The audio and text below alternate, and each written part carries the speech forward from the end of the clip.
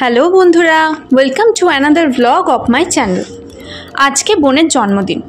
সকাল সকাল ঘুম থেকে উঠে আমি আর বাপি এখন বাজারে যাচ্ছি। অটো করে যাচ্ছি কারণ বাইরে প্রচণ্ড বৃষ্টি পড়ছে। এই দেখো, আমি আর অরূপ আজকে ছুটি নিয়ে নিয়েছি ওর জন্মদিনটা সেলিব্রেট করব বলে। তো অরূপ এখন ঘুমোচ্ছে, আমি আর বাপি তাই এখন বাজারে যাচ্ছি, মুচিপাড়া যাচ্ছি। মাছ বাজারে চলে এসে একটা বড় সাইজের ইলিশ মাছ ওজন করে কিনে নিলাম, আর এবারে মাছটা কাটছে। বোনের প্রিয় কলা পাতায় ইলিশ পাতুরি করব।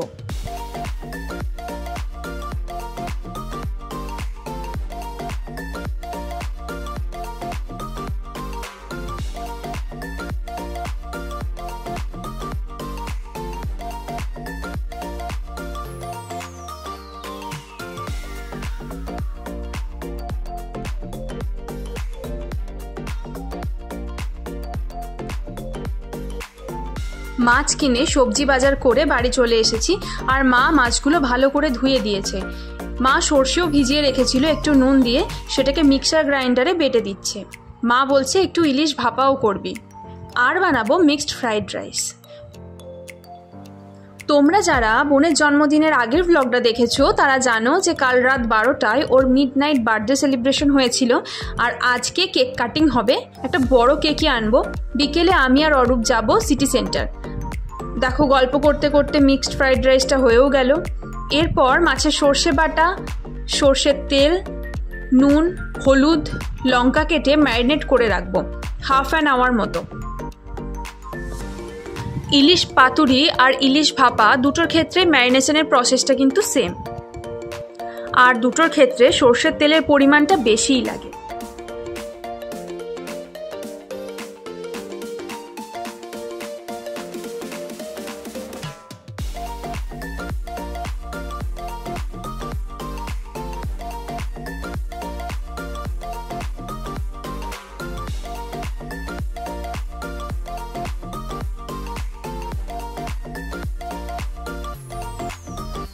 কলা পাতাগুলো বাপি এনে দিয়েছে। কলা পাতাগুলোকে কেটে ভালো করে ধুয়ে নিয়েছি।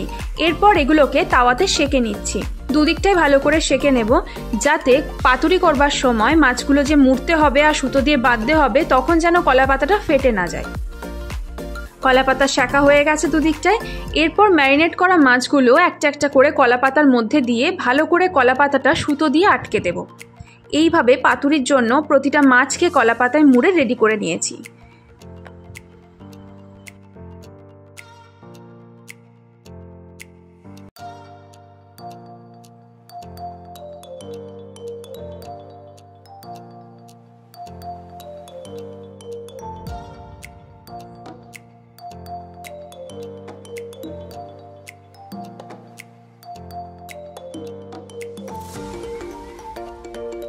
তাওয়াতে অল্প করে অয়েল ব্রাশ করে ফেলেছি। এবার মাছগুলো দিয়ে দেব, আর গ্যাসের ফ্লেমটা একেবারে লো করে ঢাকা দিয়ে দেব। 10 থেকে 15 মিনিট এরকম ভাবে হোক।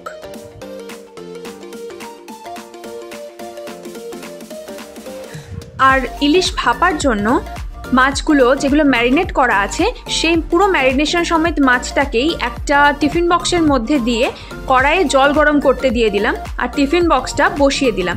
এরপর কড়াই ঢাকা দিয়ে দেবো। হাফ অ্যান আওয়ার মতো হবে লো ফ্লেমে, তাহলেই সেদ্ধ হয়ে যাবে। গল্প করতে করতে ইলিশ পাতুরিটা হয়ে গেছে। আমি একটা একটা করে তুলে নিচ্ছি ইলিশ পাতুরিগুলো। মনে হচ্ছে ইলিশ ভাপাটাও রেডি হয়ে গেছে। 35 মিনিটস মতো হয়েই তো গেল। টিফিন বক্সটা ঠান্ডা করে খুলে দেখি হয়েছে কিনা। হ্যাঁ, ইলিশ ভাপাটাও হয়ে গেছে। দেখতে তো ভালোই লাগছে। এরপর গরম গরম পরিবেশন করি মিক্সড ফ্রাইড রাইস, কলা পাতায় ইলিশ পাতুরি আর ইলিশ ভাপা।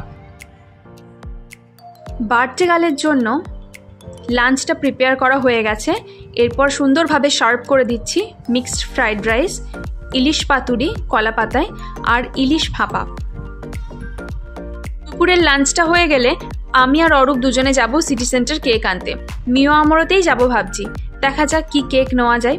সেরকম কিছু ভাবিনি, তবে চাইছি আমি কিছু স্পেশাল কেক নিতে। 25th বার্থডে বলে কথা বোনের, তো একটু স্পেশাল কিছু করবার ইচ্ছা তো আছেই। তো দেখি কি কেক পাওয়া যায়। সিটি সেন্টার মিও আমোরে আউটলেটে আমরা চলে এসেছি আর পছন্দ করে নিয়েছি এই ক্যালেন্ডার কেকটা, বার্থডে স্পেশাল ক্যালেন্ডার কেক। বেশ ভালো লাগলো, ইউনিক লাগলো আমাদের দুজনারই এই আইডিয়াটা, আর আমরা তাই দুজনেই পছন্দ করে নিলাম বোনের জন্য এই কেকটা। যেহেতু বোনের 16ই জুলাই জন্মদিন, তো ওরা বললো যে 16 তারিখটাকে মার্ক করে দেবে, তাহলে বোঝা যাবে যে 16ই জুলাই জন্মদিন।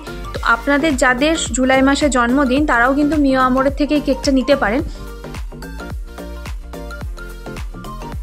আর নিয়েছি একটা হ্যাপি বার্থডে লেখা ক্যান্ডেল।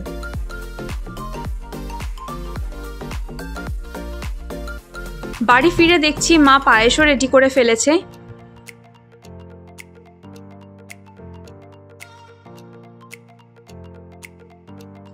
পায়েস মিষ্টি একটা প্লেটে সার্ভ করে নিলাম।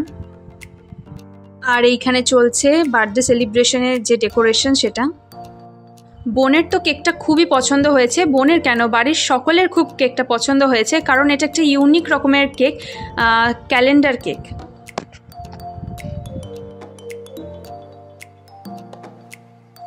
মা এখন বোনকে পায়েস খাইয়ে দিচ্ছে।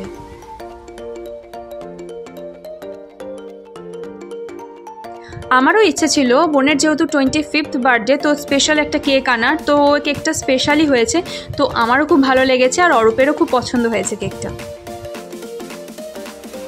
বাপি মোমবাতিটা জ্বালিয়ে দিচ্ছে, এখনই আমরা সবাই হ্যাপি বার্থডে বলে উইশ করব আর আমার বোন কেক কাটবে। Happy birthday to you, happy birthday to you dear Tina, happy birthday to you. তালি দাও, তালি দাও।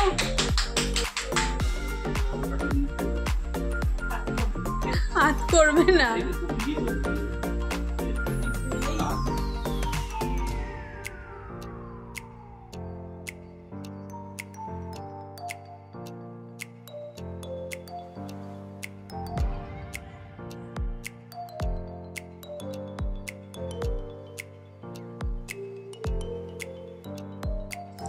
সবাইকে কেক খাওয়ানোর পর শেষেও আমাকে কেক খাওয়াতে এসেছে। আমাকে তো খাইয়ে দিল, এবার আমি খাইয়ে দিতে যাবো। ও মা ও নিজেই নিজের কেকটা মুখে পুরে নিল। তা হোক, আমি আর একটু খাইয়ে দিই। এই ছিল আমার বোনের বার্থডে সেলিব্রেশনের ভিডিও। যদি ভিডিওটা আপনাদের ভালো লেগে থাকে তাহলে অবশ্যই লাইক, কমেন্ট, শেয়ার করবেন, আর ভালো লাগলে অবশ্যই আমার চ্যানেলটা সাবস্ক্রাইব করবেন আরও নতুন নতুন ভিডিও দেখার জন্য। সবাই খুব ভালো থাকবেন, সুস্থ থাকবেন, টাটা। আর যদি বোনের বার্থডে মিডনাইট সেলিব্রেশনটা দেখতে চান তাহলে আমার চ্যানেল থেকে ওই ভিডিওটা দেখে নিতে পারেন। সবাই ভালো থাকবেন, দেখা হচ্ছে পরের ভিডিওতে।